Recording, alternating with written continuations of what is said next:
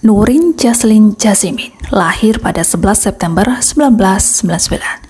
Ia adalah korban pelecehan seksual dan pembunuhan yang ditemukan di Petaling Jaya. Nurin merupakan putri kedua Jazimin Abdul Jalil dan Norazian Pistaman dari 3 bersaudara. Nurin adalah siswi tahun kedua di Sekolah Rendah Kebangsaan Desa Setapak di Kuala Lumpur. Nurin Jaslin berusia 8 tahun pada 11 September 1999 dari pasangan Jazimin Abdul Jalil dan Norazian Pistaman. Nurin lahir dengan penyakit ginjal dan darah tinggi yang membuatnya mengharuskan minum obat sekali sehari setelah makan atau ginjalnya akan mengalami pembengkakan yang serius. Nurin memiliki sahabat bernama Nurul Aina Muhammad Noh, dan mereka saat itu menduduki kelas 2 SD di Sekolah Rendah Kebangsaan Desa Setapak, Kuala Lumpur.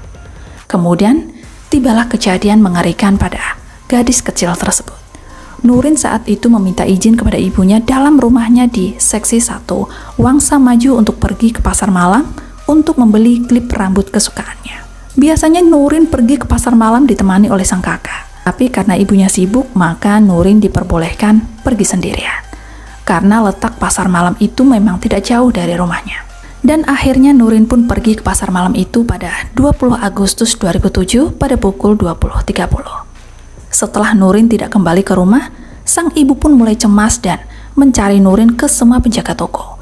Dan anehnya, semua orang tersebut tidak melihat sosok Nurin. Dan akhirnya keluarga Nurin pun melaporkannya pada polisi sekitar pukul 12 malam dan membuat reportase anak hilang.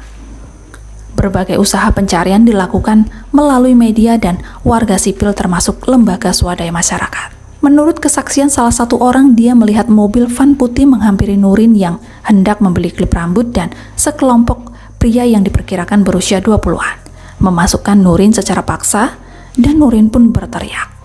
Dan itulah terakhir kali Nurin terlihat.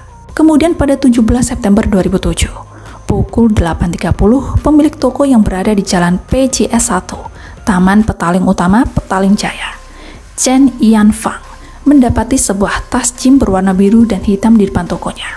Saat itu, Cheng berpikir bahwa tas itu milik manajernya yaitu Jack Yeh Huat Lip, yang kebetulan saat itu baru pulang dari Singapura karena tas gym itu masih terlihat sangat baru dan bagus. Lalu saat pukul 9, Jack datang dan Cheng langsung memberitahu bahwa tas gymnya berada di depan toko.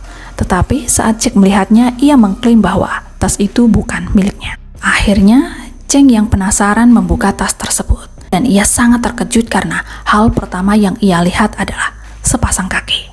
Ia pun segera menelepon polisi dan polisi pun langsung membawa mayat itu untuk diotopsi. Sedangkan ia mengesahkan jasad tersebut adalah Nurin Jaslin. Nurin diduga dibunuh pada pukul 24 waktu setempat, sebelum jasadnya ditemukan dalam tas yang ditinggalkan di tangga premis 3 tingkat di kawasan tersebut. Tim forensik mendapati pelaku telah memasukkan timun dan terong ke dalam kemaluan anak tersebut, yang menyebabkan rektumnya pecah hingga terkena infeksi bakteria, dan ini adalah salah satu faktor yang menyebabkan kematian Nurin.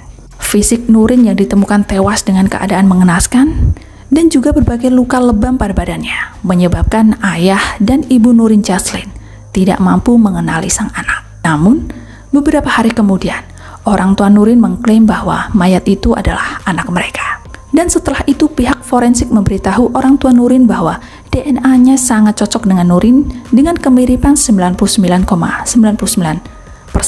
Kemudian, Nurin dimakamkan pada tanggal 20 September 2007 di Tanah Pemakaman Islam Taman, Ibu Kota Gombak. Dalam pemburuan pelaku, kantor kerajaan dan sipil menawarkan hadiah kepada siapapun yang bisa memberi informasi, hingga terbongkarlah siapa pembunuh Nurin. Di antara warga yang menawarkan hadiah adalah Tan Sri Robert Pang, yaitu ex-Co Yayasan Penanggulangan Kriminal Malaysia. Hadiahnya sebanyak 5.000 ringgit Malaysia, atau sekitar 14 juta rupiah. MCA sebanyak 10.000 ringgit Malaysia, atau sekitar 28 juta rupiah.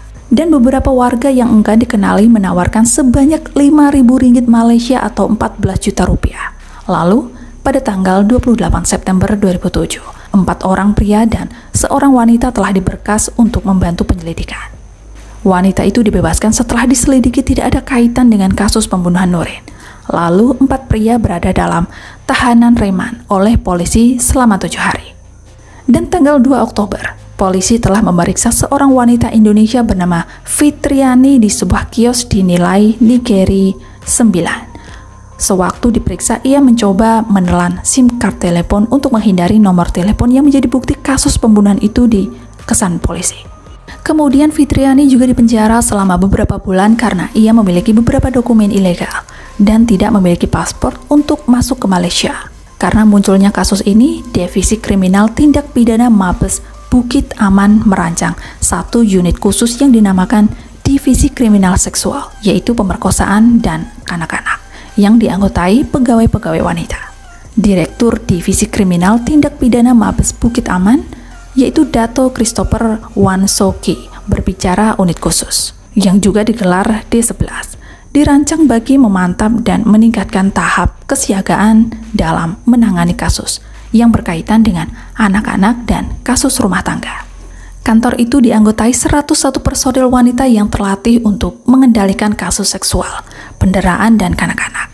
Kasus pemerkosaan dan pembunuhan atas Nurin Jaslin yang baru berusia 8 tahun bulan lalu membuat seluruh Malaysia dan seluruh dunia termasuk Indonesia marah atas para pelaku seksual.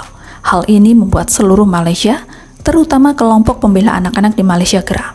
Para pelakunya harus dihukum keras, bahkan harus dipermalukan. Itulah sebabnya kini nama dan wajah mereka dipublikasikan agar mereka malu dan jera.